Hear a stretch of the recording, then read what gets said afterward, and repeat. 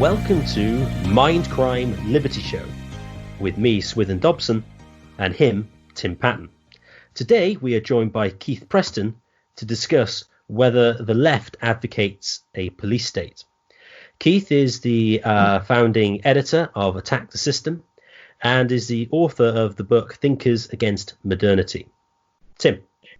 We can see the far right and the far left, to use the term in the technical sense, not just as a sort of pejorative dismissal, in theory and practice support the police state.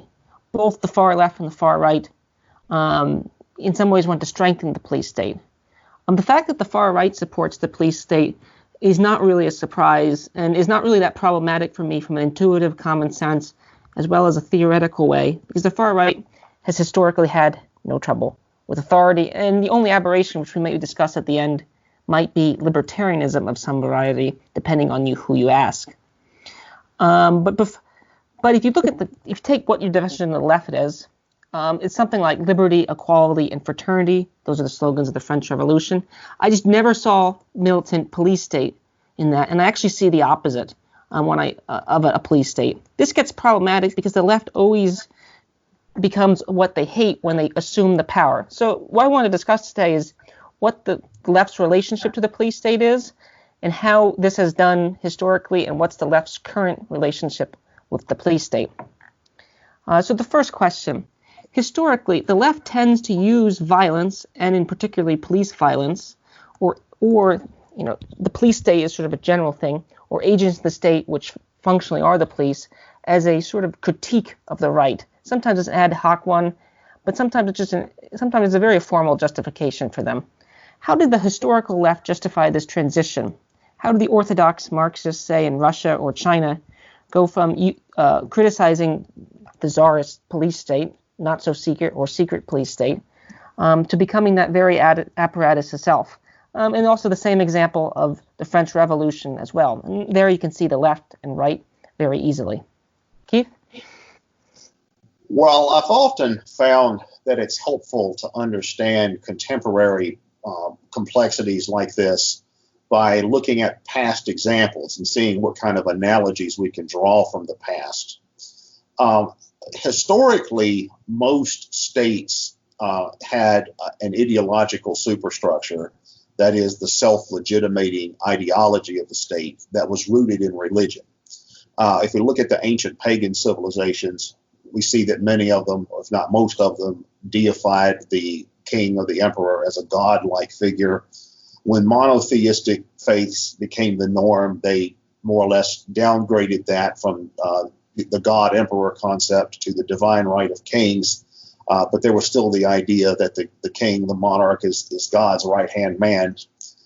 And in a context like that, you would certainly see plenty of conflict between different political factions, different economic factions, and different religious and cultural factions.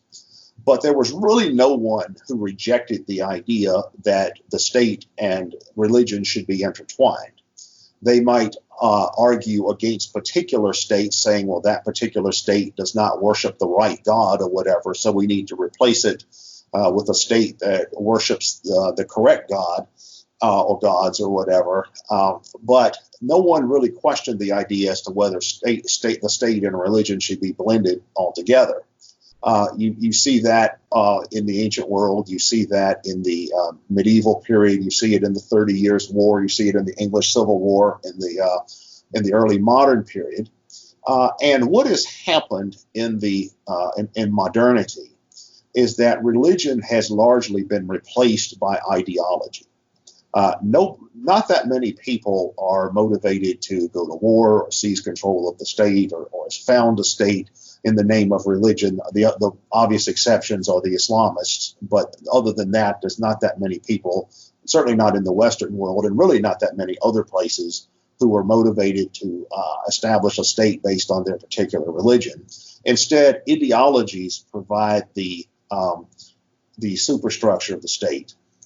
Now, as to how that relates to your question about why does the left start acting like the right when they get power, It's because the left has never really fundamentally challenged the legitimacy of the state itself. Just as in previous eras, you might have had revolutionaries that did not challenge the legitimacy of the theocratic state. Perhaps the Protestants were opposed to the Catholic theocracy, or perhaps the Puritans were opposed to the Anglican theocracy.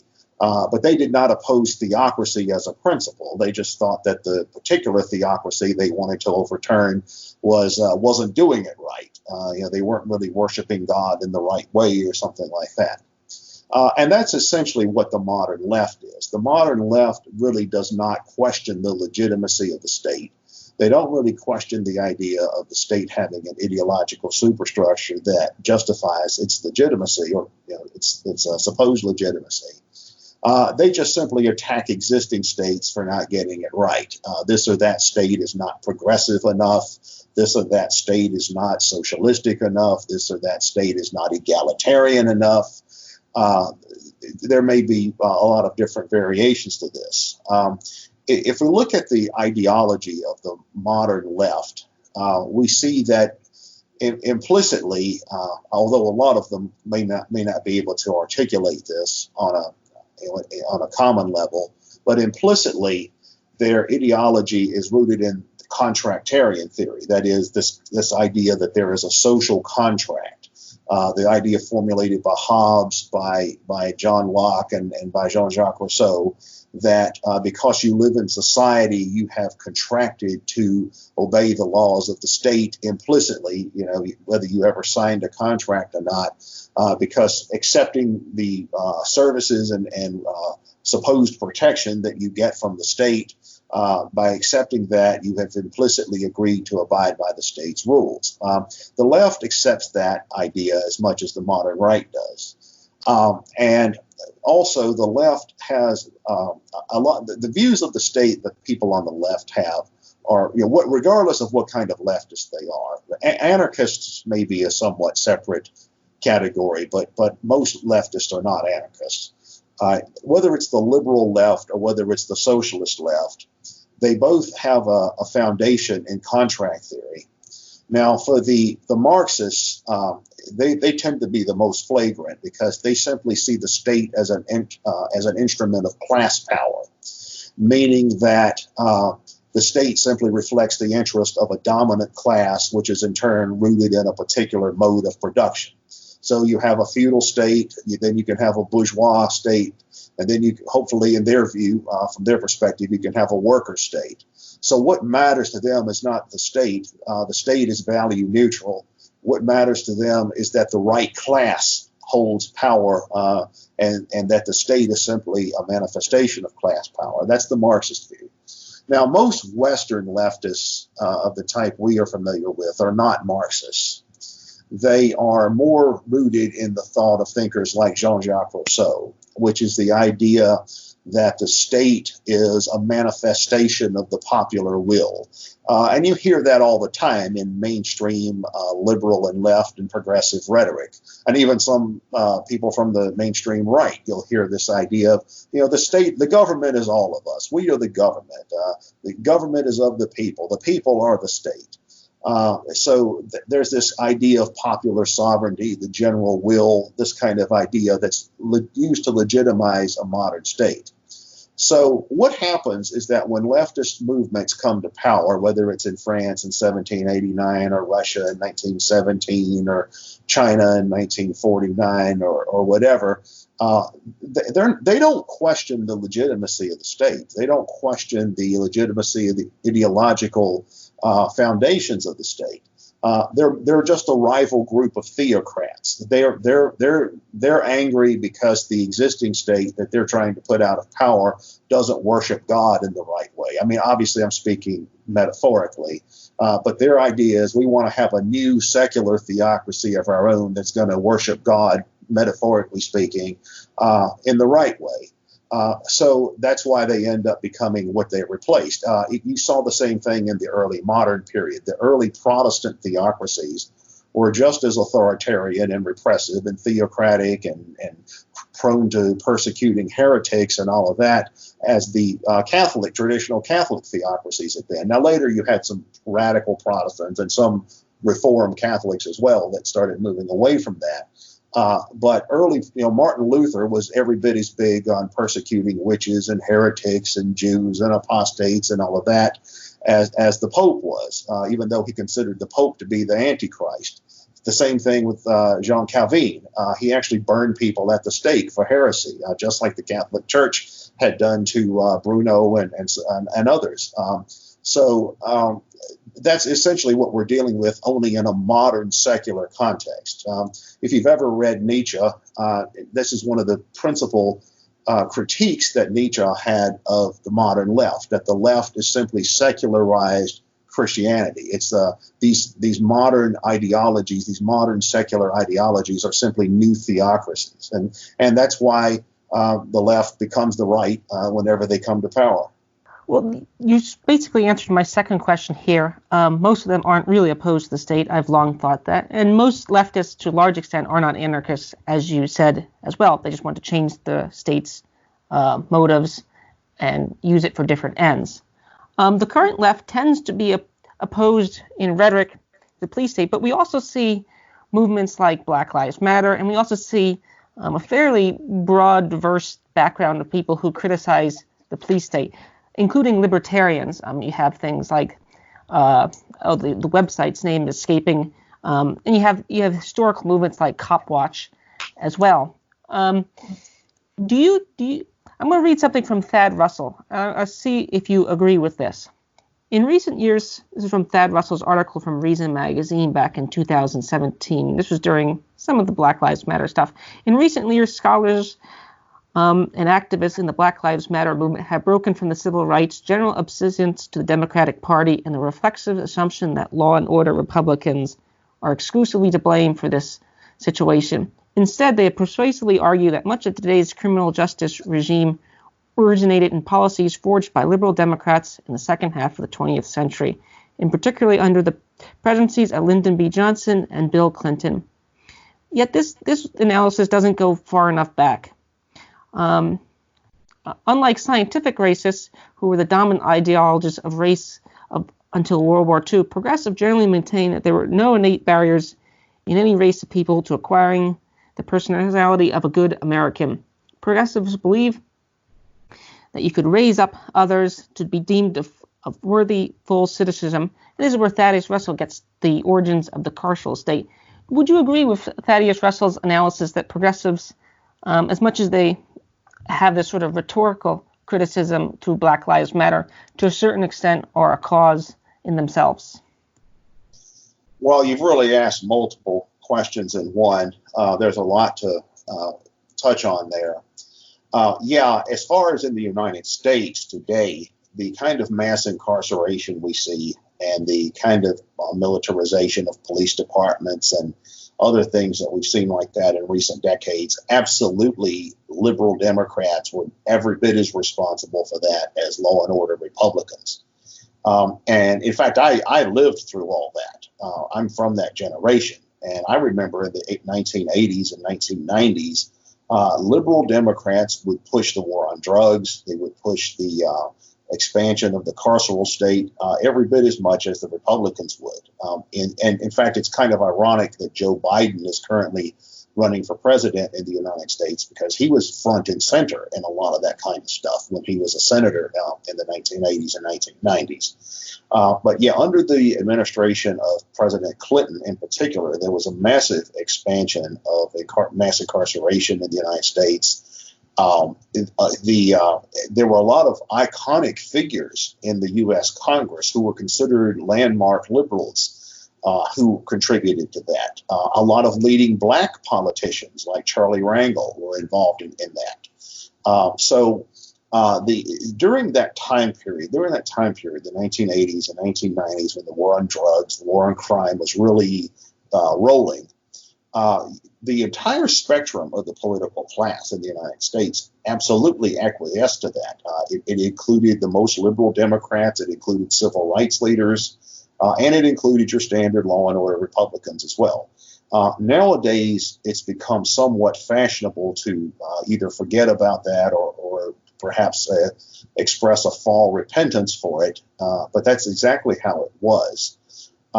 And as far as the kind of police state that we have in the United States today, I would argue that in its present form, what was responsible for establishing it was, first of all, it was a reaction to the riots that came out of the 60s and 70s. Back in the 1960s, you had hundreds of riots in urban areas, predominantly black areas, African American areas, and you had hundreds of riots on college campuses by student radicals in opposition to the Vietnam War.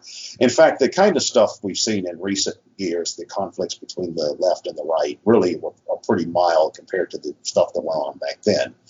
And in response to that, the government at every level started tightening the noose, so to speak, in terms of law and order. That's when the first SWAT teams were created. The first SWAT teams were created in Los Angeles under Daryl Gates, under the leadership of Daryl Gates, the former police chief of Los Angeles. That's how SWAT teams got to be commonplace. And that's when Operation Garden Plot was created. Now that's since been superseded by some of the legislation that came out of September 11th that was even more extreme. But the idea there was essentially a plan for creating martial law in the event of civil unrest. In fact, they were on the verge of invoking that in 1992 when the Rodney King riots happened in Los Angeles.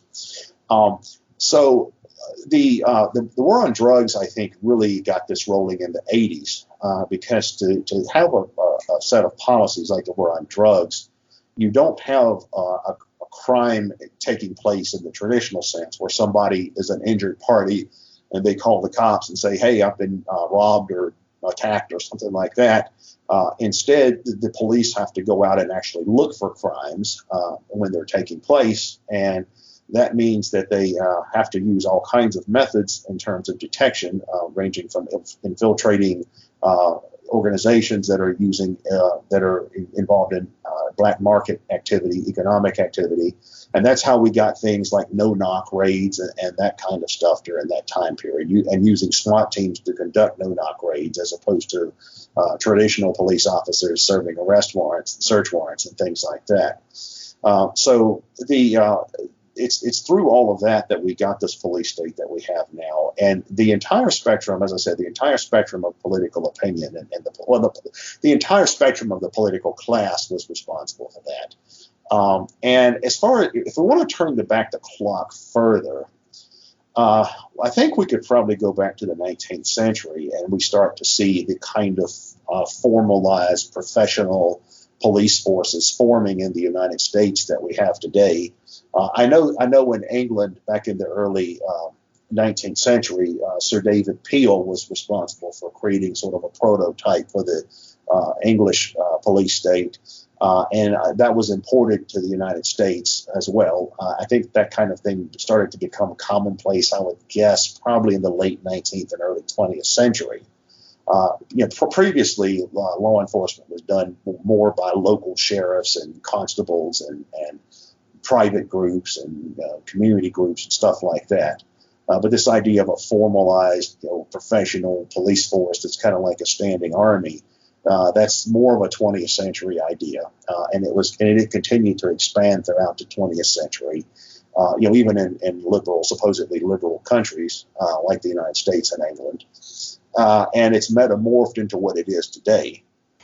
Is the far left as good on gun rights as they claim they are? Why are American-style and European-style social democrats, American-style liberals and European-style social democrats so opposed to gun rights? I mean, it's worth pointing out that people like Thatcher and Reagan, I was recently listening to Sean Gabb. I think it's the case that Thatcher actually was one of the first people to go from, I think when she became office, you could still easily get a weapon, and by the end of her reign, you couldn't get a weapon. And I think Republicans and Reaganites were some of the first to introduce gun control, whether on the California level as well. So why are Democrats currently are so opposed to gun rights, or is the far left as good as they claim they are? Well, I don't know much about the history of gun laws in England. In the United States, the we the history there is extremely complicated, and when you hear the left and the right debate the issue, they're usually both misrepresenting a great deal of history. On the right, you have the right to bear arms types, the cold dead fingers types, and they will talk about how gun ownership and gun rights are a venerable, sacred American tradition that's enshrined in the Second Amendment. And then on the pro-gun control side, you will say, oh no, the Second Amendment wasn't really intended to be for individual gun rights. It was intended to be for the rights of states to have their own militias, which they could equate with the modern National Guard or something like that. Both of those points of view are actually wrong from a historical perspective to a large degree. Now, it's always true that a gun culture was always a part of American culture because American culture was always rooted in this frontier society. I mean, we started as a collection of colonies up and down the Atlantic coast, and then we had the westward expansion and the pioneer settlements and prospector towns and the gold rush and all of that kind of stuff. So there was always a gun culture that was associated with the United States because it was a frontier society. But at the same time, we always had gun laws going all the way back to the 18th century, if not further back than that, primarily to keep weapons out of the hands of slaves, Native Americans or American Indians, common people. Elites were always afraid of rebellion by the lower orders or by outsiders. That's never changed.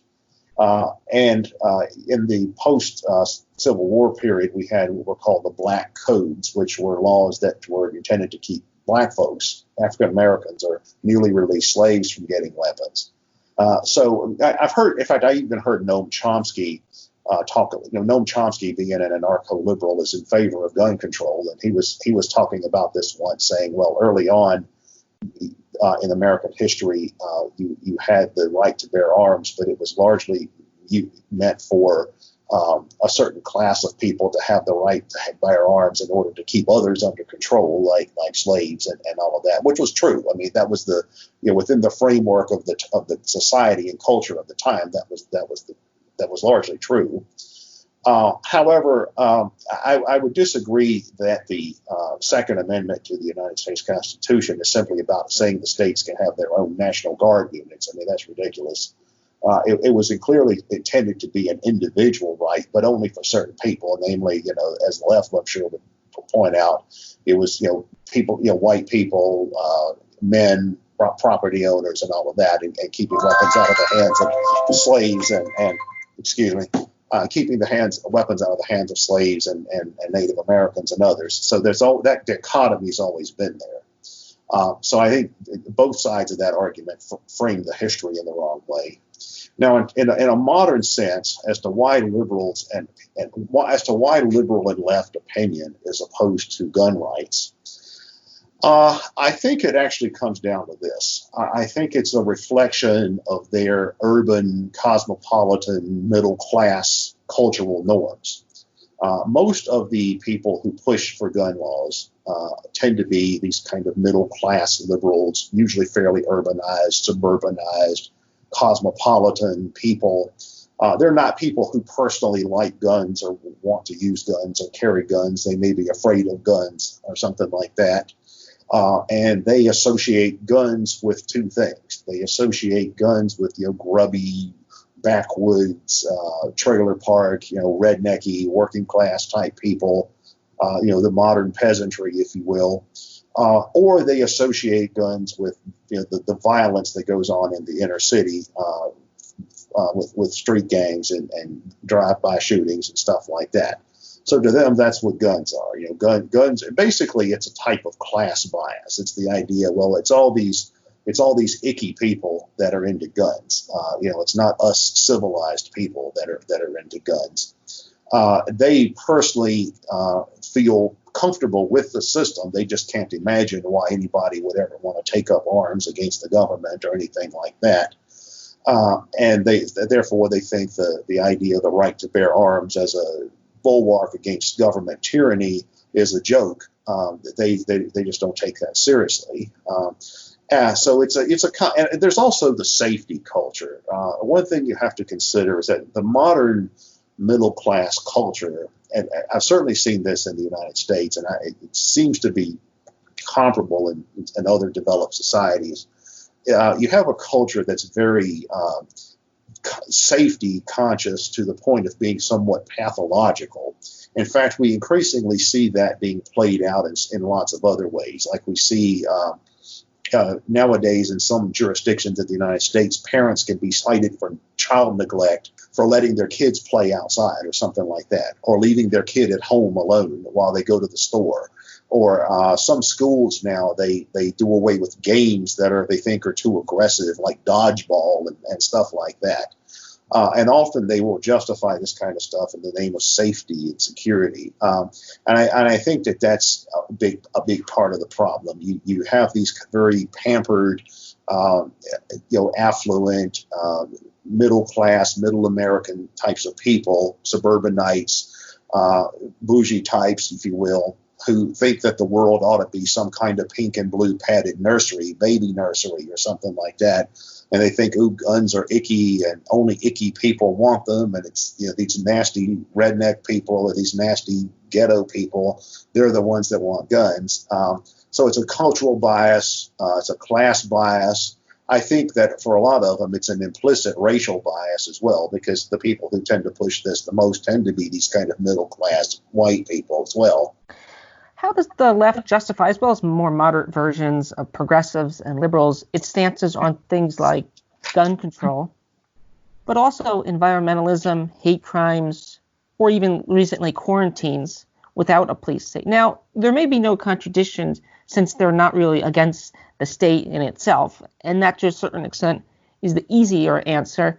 But as you've written before, if you take some of their thinking seriously, at some point there should be the abolishment of the state. If you take classical liberal thinking seriously, at some point there should be, we should all become anarchists in certain ways. There was a recent case of Michael Vick about 10 years ago, and animal rights activists. This is sort of an interesting case based on who Michael Vick is and where he's from. He's a popular football player, African in the United States, and he had a dog fighting ring. And many animal rights activists, I just remember this because it's somewhat local, were saying he should get the death penalty because he ran a dog fighting ring. And there was later on, there was a lot of pushback. And you also see these similar things play out in such things as heck, even I think Slavoj Zizek recently pointed out the sins of feminism regarding this as well. How does the left justify some of its seemingly contradictory stances without a overarching police state? Now, well, I as you were saying, most leftists are not anarchists. Most leftists are statists. They don't claim to be anything but that. And once again, I think it gets back to the analogy to religion that I was using before. The left wants the state to control all of these things that you're talking about in the same way that past cultures of theocrats wanted the state to control things that they find objectionable. And even today, if you look at one of the countries in the world today that is still a theocracy, like say Saudi Arabia, right? What kind of things will get you put in jail or executed in Saudi Arabia? Well, blasphemy, apostasy, witchcraft, heresy, various sexual offenses, against the public morality, things like that. And that's how theocratic states have been historically. And modern progressive or left-wing or secular liberal states have a similar secular theocracy of their own. As far as some of the examples you gave, you were talking about hate crimes, you were talking about the environment, you were talking about health-related issues. Those are the icons. That is the sacred theology of the modern liberal or progressive or left-wing state. For example, what I mentioned earlier, Jean Calvin, the great Protestant reformer, or he had a guy named Michael Servetus burned at the stake for heresy. What did Michael Servetus do to deserve to be burned at the stake for heresy? Well, he denied the Trinity, the Christian Trinitarian idea, the Father, Son, and the Holy Spirit. He had a theological framework that was more like the Arians, the ancient Arian Christians, which was more of a kind of like a Unitarian concept of God, kind of a pure monotheism, with the idea of Jesus being more like an angelic being or a created being, which is similar to what some modern groups like the Jehovah's Witnesses believe. But that's why Michael Servetus was burned at the stake, because he denied the Orthodox view of the Trinity. Right? Now, the Holy Trinity to a modern progressive is things like health, equality, and I think ecology. I think we could probably throw on some other categories as far as their theology goes. But these are the things that they hold to be sacred. I was talking just a moment ago as far as the gun issue about the safety culture. Beyond that, they have this. They have what Thomas Szasz called the therapeutic state. In fact, I actually did an interview a couple of weeks ago with the Scottish Liberty podcast, where I was talking about the therapeutic state and Thomas Szasz's theory of the therapeutic state. And the idea is, just as past states from past eras were theocratic states, that is, they used religion as their justification, and this role of the state was to enforce religious norms and make sure everybody's affirming the correct theological doctrines and things like that. Modern states are therapeutic, where theology has been replaced by health. The modern state is not worried about the condition of your soul. They may not even believe the soul exists, but they're concerned about the condition of your health. And so if you're not acting in a healthy way, if you're drinking too many sugary beverages or smoking cigarettes or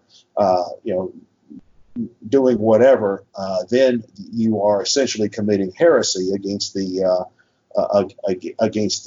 ideal of health, the sacred ideal of health. Ecology is another example. It's interesting to look at how that debate actually plays out, because on one hand, at least in the United States, I think it's different in other places, but in the United States, you have on one hand conservatives who don't give a damn about the environment, and I think that is rooted in part in their religious views, or at least the secularized religious views that they've inherited, which is the idea that, well, God gave humanity the earth to do with what they please, so the earth is sort of like your private property, and you can pollute all you want and that kind of thing. I think that kind of psychology has a lot to do with the complete indifference to environmental concerns that you see among some on the American right. But parallel to that, on the left, you see people who have what amounts to a nature religion. In fact, I've even heard plenty of people on the left going back for decades saying, well, what would it matter if the entire human species, what would it matter if the human species died if as long as the earth is saved? So this is a sort of a sacrificial religion that's rooted in a kind of naturism, a kind of nature worship, kind of like what you might find in an animistic culture, or maybe in some of the pantheistic religions of Asia. Which is really interesting to consider. So I think that's another reason why they're so big on the use of the state for the enforcement of environmental norms. Now, when it comes to things like offenses against equality, I think this is one of the big ones. Right? The way that they react to hate crimes. What I find interesting is that you have liberals and leftists who talk about, the need for criminal justice reform and things like that, which I actually agree with them on. Right? But then as soon as somebody commits a hate crime, they turn around and they're now law and order conservatives. That's something that's fairly interesting to observe. And I think that, once again, we can use an analogy to religion. If, say, in Saudi Arabia, you go and vandalize a mosque, well, you're not just a jerk that's vandalizing other people's property. you have committed blasphemy. You have committed blasphemy against something sacred. And likewise, if in a Western liberal contemporary society, if you're committing a hate crime, you're not just being a jerk. Right? For example, if you go and do something like paint a swastika on a synagogue. All right. Well, I would say, from my own perspective, a person that does that is a jerk. They're an a-hole. They're vandalizing other people's property. They're being gratuitously insulting to other people. They're trespassing. They're trying to intimidate and threaten others. Right. In the same way, I would say somebody that's threatening you on the street because they want your wallet or something like that is being the same way. But to a modern progressive, or whatever you want to call them, it's more than that. You're committing an act. You're not just committing a crime. You're committing an act of blasphemy against the sacred. This idea of equality has become sacralized, and we could use other things as an example as well. I think, for example, when it comes to something like, say, abortion or gay rights, the traditional some of the traditional religious communities may consider abortion to be a sin, but then a lot of the left has reversed that and made it into an almost sacrament. Or when it comes to something like, say, homosexuality, some of the traditional religions may consider that to be a sin. So the left inverts that and makes that into something of veneration as well. It's not just something some people have an orientation towards or something some people just want to do. It's something that's sacred and has to be venerated, and to the point that if you don't want to make a gay wedding cake, well, you are now a criminal. You are a blasphemer, a heretic, an apostate, or something of that order. So they certainly see no problem with having a state that enforces all of these norms, just like in Saudi Arabia, the clerics there, they see no problem with having a state that enforces laws against blasphemy and heresy and witchcraft and adultery and sodomy and all of the things that are considered taboos and sacrilege in their own religion.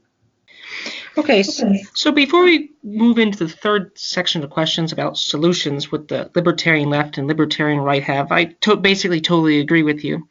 I totally agree with you, but it's question 7. Does Noam Chomsky or the Kevin Carson, and I can include some others, style libertarian left have any solutions that you like regarding the police state? Do they have all the same characteristics that you just described with the rest of the left, or do they have any ways out? Well, I don't know what the views of those particular individuals are on this question. And it is true that you have some on the libertarian left that are not actual police statists. I mean, they don't really buy into the progressive, or certainly not the Marxist-Leninist concept of the police state. The left-wing anarchist view of policing and crime and stuff like that, generally speaking, and the two individuals you mentioned are within that tradition, the left-wing anarchist tradition, is generally that, well, it's one of several things. Some of them believe that crime would basically be non-existent in their idea of an anarchist utopia or whatever, because you wouldn't have the social conditions or social inequalities that in their mind breed crime. Now, you have others that have a more moderate view that say, well, you don't really want to rely on government policing. You want to rely on something that's perhaps more cooperative in nature, something like a glorified neighborhood watch or something like that. That's probably the most common view that I see when it comes to something like crime among those people. There's this idea. Well, there's also the question of how you define crime in the first place. That's really the first issue. Now, basically, we define the crime in contemporary societies as anything that's against the law. All right, so what would the law be? Would there even be a law? That's one issue. But the prevailing left-wing anarchist view is that you have something kind of like a neighborhood watch, a glorified neighborhood watch that assumes responsibility for its own crime control and things of that nature. Although I think a lot of the writing and theory that I've seen on that question isn't fleshed out very well, and certainly needs development. The problem that I see with some of their views is that right now the problem is abuses by government police. We see government police acting in all kinds of abusive ways. The fear that many people would have with the glorified neighborhood watch model is that it would become vigilantism. That is the idea. Well, is it going to be just about keeping violence from happening and keeping civil unrest and disorder from happening? Or is it going to end up being things where it's about persecuting people that aren't liked by the rest of society or by the local community and things like that? I think that's probably the counter argument. But that's the general left-wing anarchist view, I think, is a kind of glorified neighborhood watch system. As far as the right-wing anarchist, libertarian anarchist thought, represented by everyone from Rothbard, you can also include others, recently Hoppe, David Friedman, are there any solutions there that you like, as well as are any things about them that they are down features or bads in your view that make them not true anarchists in some coherent ways? Well, the model that they seem to favor, the anarcho-capitalist, is they want everything to be privatized. So what they are typically for is what amounts to a private police force, where instead of having, the Los Angeles Police Department or whatever, NYPD or any of that, you have, Police Services Incorporated or something of that nature. And presumably communities like neighborhood groups and homeowners associations and business associations and industrial parks, they would be responsible for hiring and paying their own security services to protect their own property or keep safe streets in their own neighborhood and things like that. And while I think that a case can be made for that point of view as well, because if people have to pay the police out of their own pocket, that is, they can't shift the cost of policing onto the taxpayers, then there is an incentive there, I think, to have fewer laws. For instance, if you're part of a homeowners association or a business association, and you're hiring and paying a private police department, then you want to keep your costs low, which means that you don't want to have so many laws that they have to be busy all the time. That's going to, in a way, that's going to raise your rates. That's, I think, an argument that could be made in favor of private policing, and that there's fewer incentives for the expansion of a police state. And presumably the same would be true for the left-wing anarchist model of a cooperative neighborhood watch policing system, because presumably that's going to be based on volunteer labor or part-time labor and things like that, so you're not going to have this built-in incentive for constant expansion in the same way that a government police force is, where it's a full-time professional job that's maintained by a bureaucracy, which is in turn subsidized by the state, which is in turn deriving revenue from taxpayers. So you can make an economics argument for either point of view. But then the problem also, a potential problem with the private police model, is the same one, perhaps a lesser version of the problem with a private army, and that what's to prevent them from becoming mercenaries. The critics of the private police model will say, well, look, what's going to happen then is that businesses and rich people or whatever, corporations, they're just going to hire private police to be de facto mercenaries, and that means they're not just going to enforce laws against violence and theft and things like that. They're going to be using these to be thugs like the strike breakers from the 19th century, or they're going to use them to enslave workers. Instead of having workers that they're paying, they're just going to have slaves and things like that. That's one of the common arguments against that position. I think that with all of these ideas, whether it's say a localized public police force like the sheriff or the constable or something like that, or whether it's a private police force, or whether it's the cooperative policing or neighborhood watch or something like that, in any of these kinds of situations, it's still possible to have abusive situations, which means that you really have to try to control power.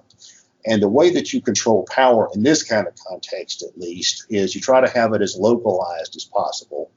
And also you try to have it, you allow it to have as few functions as possible.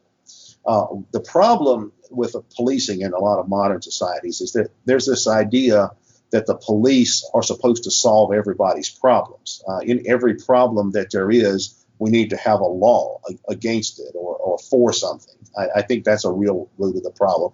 Obviously, the war on drugs is an example of that. Instead of having drug abuse be a medical problem or psychiatric problem or social problem, it's considered a law and order problem. So you have the police involved in that. And that in turn, it could be applied to a wide range of other economic activities. I know in an area not too far from me some years ago, there was people killed in a raid that had to do a police raid that had to do with illegal gambling. What happened was there was a club, an after hours bar, basically, where people would have illegal gambling sessions. And a SWAT team conducted a raid on this place late at night. And ironically, the place had its own private security guards. So there ended up being a shootout between the private security guards. And these were real private security guards, not just bouncers or something like that. This was a private security company that was providing protection to this bar. But then they got raided by the SWAT team. And then I think the security guards didn't know that these were the police. They thought they were being raided by criminals. And consequently, there was a shootout between the SWAT team and the security guards. At least one security guard got killed in this, over what? Over a card game. And that's part of the problem. The more powers, the more authority you give to the law, to the police, the more this kind of thing is going to happen. So you have to have as few laws as possible. Number one, and then when you do have whatever system of crime control you have, you need to have power spread out and dispersed and localized and accountable. One thing I tend to agree with the Black Lives Matter movement on. I disagree with them on some other things, but I do agree with them on this idea that problem with police is that police are not held accountable. I see case after case after case, at least in the United States, of the cops beating up somebody or killing somebody or doing something else that no civilian would ever get away with it. In fact, I know conservatives, Republicans who are Blue Lives Matter types and support your local police type. And, of course, whenever a case like that happens and it's controversial and it gets publicity, they rush to the defense of the cops. And the question I always ask them is, would a civilian get away with this? If somebody who was not in uniform did this, would they get away with it? And if they're honest, they usually say, no, probably not, and I think that's really the problem. I mean, modern police have become kind of like the king's knights. They have they have these special powers to enforce the law that really make them a law unto themselves, that are really exempt from the law. So I think that's really the issue there when it comes to policing. You have to have a system that's localized, where there's accountability, where there's limitations imposed on power, whatever kind of system you have. Would you think that pan-anarchism has any unique responses to the problem of the police and the police state that, say, the right libertarians or the left libertarians don't have? Well, pan-anarchism is a term that I use at Attack the System, and it's a very generic term. It's simply an umbrella term for all the hyphenated forms of anarchism, as well as the cousin ideologies that are somewhat similar to anarchism, or perhaps it could be used as a metaphor or a synonym for voluntary organization outside the state of any kind, which could include infinite variety of cultures or communities or something like that. But I do think that one difference between the way I would approach this and the way that many anarchists approach it is that I wouldn't really be looking at it through this kind of narrow ideological lens. As I said before, I see problems with the idea of private police. I see problems with the idea of glorified neighborhood watches, just as I see problems with government police. I think that the one issue is for people to be able to get along in society, there has to be a consensus on what the norms are. For instance, take something like a homeowners association. Now, A lot of libertarians dislike homeowners associations because they actually have a lot of petty rules of their own. And I've never lived in one, but I used to be in the home remodeling business. I was in the marketing division of that. And so I used to deal with homeowners associations. I always found it amazing how petty some of these people were about some of their rules and things like that. Well, the shrubs in your yard can only be so high, or, you can only have so many cars parked in your yard at one time and things like that. But at the same time, nobody had to live in one of these places. Nobody had to live in a homeowners association if they didn't want to. So presumably, when you move to a homeowners association, then you agree, okay, I'm going to not have my shrubs but so high, or I'm only going to park one car in the driveway at a time, or I'm not going to build a tool shed in the backyard, or whatever the rules are. And that's true of any other kind of community or institution. Presumably, if you join a monastery, you're going to agree to pray so many times a day, or go to mass or chapel or whatever, so every so often. And when people have a common set of agreement on what kind of rules they want to live by on a collective basis, it's easier to enforce the rules because there's largely a consensus in favor of the rules anyway. One of the problems that you have with mass democracy, the way it's practiced in modern societies, is that you have an infinite variety of interest groups: political, economic, cultural, religious, ethnic, whatever else. And yet they all want to have different rules, and yet they all have this one state that you're trying to control, and make sure that the state acts on their behalf. In fact, we were talking about Black Lives Matter. A problem that I have with without specifically referring to Black Lives Matter, but a lot of the criminal justice reform movement in the United States, one of the criticisms I have of it is they tend to focus on the race angle. They tend to focus on, say, police brutality against African Americans, or they'll point out how there's a disproportionate number of African Americans are incarcerated, and it's fine to point all that out. It's fine to have groups that exist for the purpose of criticizing that or pointing that out. But it's a mistake to stop there. The impression you would get from listening to a lot of these groups is that the American police state would be fine as long as there were no racial biases involved. And I would say, no, that's not the point. I would argue the racial biases are only something that's a manifestation of a much deeper problem, which is the police state itself and the state itself. And unfortunately, a lot of people in that milieu have completely wrong-headed ideas in terms of what kind of so-called reforms they want. For instance, when there have been incidents of police brutality in local places, they'll call for strengthening the federal police in the United States in the name of controlling alleged excesses by local police. So they actually want to strengthen the police state. They actually want to centralize it to an even greater degree, which I think is a totally wrong-headed and misguided way to approach this. The way to approach it is just the opposite. You want to reduce the control of the police and the state over society generally. You can disagree about how far to take that, not necessarily expecting everyone to become an anarchist overnight, but you need to reduce the control that the state has over society, and which in turn has the effect of reducing the control that the police have over communities, the black community or any other community.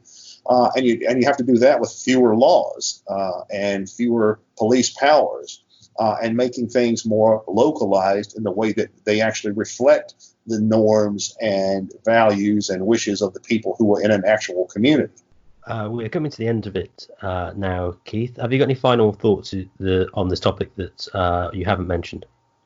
Well, one thing that I think is interesting is that whenever anarchists present their ideas to civilians or lay people or whatever you want to call them, people outside the anarchist milieu, of course, one of the main arguments you get from quote unquote normies is, well, with anarchism, everybody's going to kill everybody else. It'd be mass crime and violence and bloodshed and things like that. Now, of course, a lot of anarchists will respond to that, and they'll talk about, well, no, they'll quote Proudhon, liberty is the mother, not the daughter of order, or they'll quote Hayek's ideas on spontaneous order if they're more in the libertarian camp or something like that.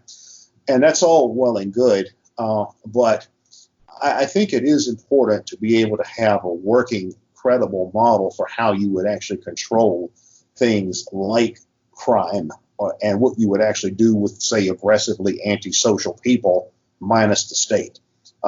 Because anarchism for a lot of people does conjure up the image of mass violence or crime out of control, or barring that, vigilante justice and lynchings and private police that are essentially mercenaries like the Pinkertons and that kind of stuff from the 19th century. So I think it is important to be able to show, no, anarchism certainly doesn't have to be anything like that. It's more about finding ways of dealing with these kinds of problems on a more cooperative basis. And there's certainly ideas like that are feasible and that are out there. But I think that's one thing a lot of anarchists miss. Although the other, we could look at it from a lot of different angles, because I tend to be of the opinion that individual crime, that is, crime committed by individuals, is basically a trivial matter when it comes to crimes committed by states. And then whenever I say things like that, people will say, "Oh, what about Ted Bundy? What about whatever?" I'm like, "Yeah, there are terrible people that here and there commit terrible crimes. Nobody denies that, all right? But when we rack up the body counts of the Ted Bundys versus the body counts of the Joseph Stalins and Mao Zedongs and Adolf Hitlers and George W. Bushes and that kind of stuff, even Ted Bundy doesn't really look that bad in comparison."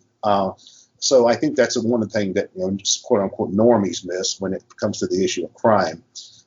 So I don't want to make too many concessions to that point of view, but I do think it's important for anarchists and libertarians to be able to have practical ideas on how to deal with these kinds of things.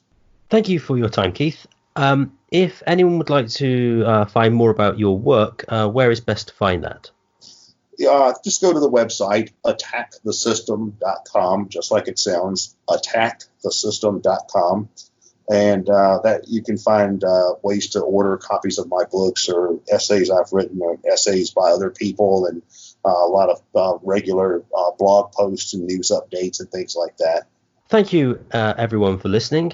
If you like this show, please subscribe on YouTube and share it with your friends who may find it interesting. And if you would like to get into contact with us about ideas for topics for new shows or just general comments about it, please email us at mindcrimelibertyshow@gmail.com. That's mindcrimelibertyshow@gmail.com.